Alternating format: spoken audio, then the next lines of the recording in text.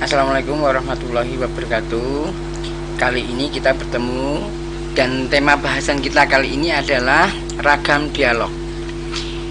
Jadi ragam dialog itu merupakan properti-properti yang akan digunakan untuk berkomunikasi antara manusia dengan mesin yang dalam hal ini adalah komputer.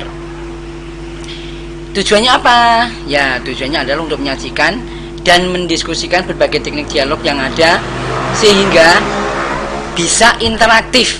Jadi kata kuncinya adalah interaktif. Sifatnya apa? Inisiatif. Nah, inisiatifnya komputer atau manusia nanti kita bahas lebih lanjut. Keluasan, kompleksitas, kekuatan, dan beban informasi. Bagaimana inisiatif? Kalau seandainya komputer memberikan stimulan, maka manusia kita bisa memberikan respon. Jadi misalnya ini pengguna ini menggunakan yes or no menu. Nah, maka kita bisa memilih salah satu yes atau no. Kalau misalnya itu command line, maka kita harus mengetikkan sebuah komen. Komen itu kemudian akan dieksekusi oleh komputer. Itulah inisiatif. Keluasan. Kalau kita membuat suatu sistem, cirinya luas diantaranya adalah ketika kita menguji cobakan kepada anak-anak, dia bisa, maka bisa jadi hampir bisa dikatakan sistem tersebut luas. Itulah kenapa gadget terbaru misalnya diberikan kepada anak, maka anak cepat bisa, karena luas. Kompleksitas maksudnya adalah pengguna bisa menggunakannya dan secara menyeluruh. Jadi ketika dia ada di situ, maka dia bisa mendapatkan apapun yang dia inginkan. Kekuatan maksudnya adalah sistem yang dibangun juga mempunyai kekuatan, mempunyai kelebihan dan juga minim kekurangan, walaupun pasti ada. Beban informasi. Jadi sistem yang dibangun bisa menampilkan informasi, menghasilkan sesuatu yang bermanfaat dalam bentuk informasi.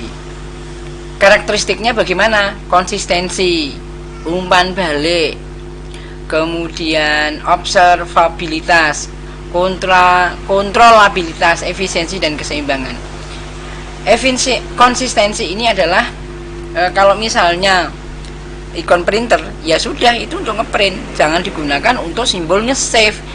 Nge-save jangan digunakan untuk ngeprint, nanti urusannya beda. Nah, sehingga Anda ketika membangun sebuah ragam dialog harus standar. Nih, umpan balik tadi yang saya katakan, ketika kita memberikan suatu stimulan maka komputer akan merespon. Demikian juga sebaliknya, ketika komputer punya stimulan maka kita akan merespon. Ini umpan balik. Sehingga itulah yang namanya interaksi. Observabilitas. Bila komputer sistem berfungsi benar, kemudian komputer ini punya semacam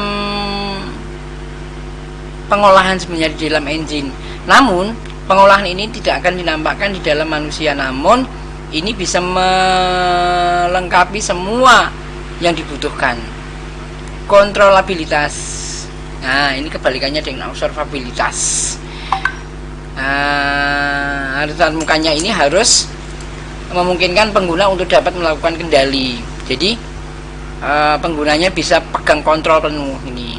Efisiensi, tidak terlalu banyak.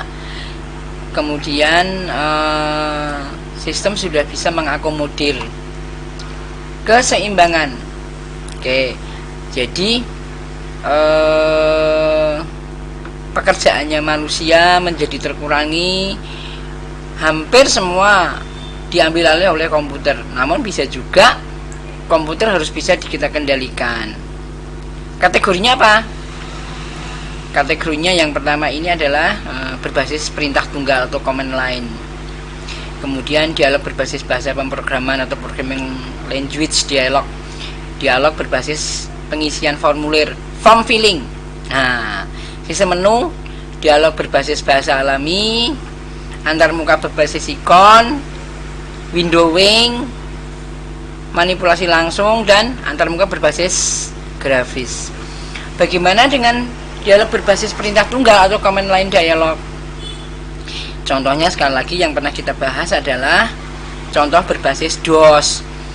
Untuk melihat isi hard disk kita, maka kita menggunakan dir. Untuk menghapus gunakan perintah delete. Untuk memformat gunakan perintah format. Untuk mengcopy gunakan perintah copy. Di Linux ada ls, list, v, who, password dan sebagainya. Tentu kita akan kesulitan menghafalnya. Bagaimana dengan berbasis bahasa pemrograman? Ya, dikemas di dalam program. Apapun yang akan kita perintahkan kepada komputer, semuanya dikemas dalam program, sehingga kita tinggal running aja. Ya, toolsnya banyak. Apapun program yang digunakan bisa semua. Ini sih dicontohkan sambil Pascal C dan sebagainya. Tapi bahasa program sampai saat ini berkembang sangat pesat. Dialog berbasis perintah formulir, form filling dialog, sehingga perintah-perintah ini diwujudkan dalam bentuk filling. Kita mengisi kayak ngisi formulir, sehingga apa yang dibutuhkan oleh komputer kita isi yang sebenarnya sudah kita inisiasi. Nah, contohnya seperti ini. Membuat email, membuat akun Facebook, membuat akun YouTube, semuanya ngisi dulu, baru kemudian dieksekusi. Ini yang disebut dengan form filling dialog. Menu, menggunakan menu. Ada menu tarik, menu datar. Ini tentu hampir sudah kuno sih. Menu tarik itu yang ada di atas ini. Menu tarik, menu datar. Nah, ini datar itu yang ke sini, tarik yang ke bawah. Oke. Nah, menu ini sebagian orang memang masih belum efektif. Menu datar, ya, menu datar ke kanan. Nih. Kemudian highlight, hover kalau kita sekarang ya, hover. Jadi kalau kita menggerakkan pointer mouse, maka akan terlihat bercahaya atau light. Nih. Oke, ini contohnya sih. Ini menunya menggunakan milih 1, 2, 3 atau 4. Nih. Dan pilihan Anda ada di sini. Ini biasanya masih banyak digunakan di DOS dulu, pemrograman under DOS. Oke. Nah, ini contoh menu datar. Nah, ini menu datar ini menu datar ya. Oke. Menu tarik ini ke bawah. Ini ke bawah ini ya, menu tarik. Mungkin juga ada anaknya juga. Berbasis bahasa alami, natural language interface. Bahasa alami. Ini bahasa yang dimengerti oleh mesin. Kita mungkin akan kesulitan, tapi bagi orang-orang tertentu ini menyenangkan dan ini lebih cepat dieksekusi oleh komputer. Berbasis ikon. Ya, namanya ikon. Berarti di situ hanya ikon-ikon. Ini kan ikon. Ini loh. Ini kelihatan nggak ya? Ini ikon. Ini ikon. Berbasis ikon. Ya. Toolsnya banyak. Yang penting bisa menghasilkan ikon. Ini contoh ikon sama ya. Penjendelaan atau windowing. Nah, window ya, window dalam komputer nanti dikenal istilah multitasking. Nah, ini lebih banyak sumber informasinya. Kombinasi berbagai sumber informasi. Kendali bebas atas jumlah program. Common context ya, tertentu. Penyajian jamak, multiview, jadi bisa banyak. Dan remindernya ada atau pengingatnya. Jendelanya TTY, time multiplex window, space multiplex window dan non homogen. Ini jendela TTY. Jadi jendela TTY itu kayak gini ini. Jadi jendelanya satu aja ya, satu aja. Nah, multiplexing. Nah, ini bisa banyak. Di sini ada, di sini ada. Jadi bisa jendela-jendela kemudian. Space multiplex. Wah, ini jadi space-nya ini kayak gini nih. Oke. Kemudian non homogen. Ini ada ini non homogen ya. Jadi ini ketika diklik ini bisa ada popnya lagi ke sini. Oke. Bagaimana dengan manipulasi langsung? Ya, kita ngetikkan sendiri langsung di dalam prompt.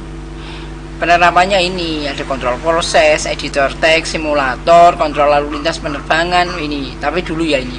Tapi bisa jadi sekarang nggak seperti ini lagi. Oke, antarmuka berbasis grafis ya, internet ini grafis nih. Oke, demikian pertemuan kali ini semoga bermanfaat dan assalamualaikum warahmatullahi wabarakatuh.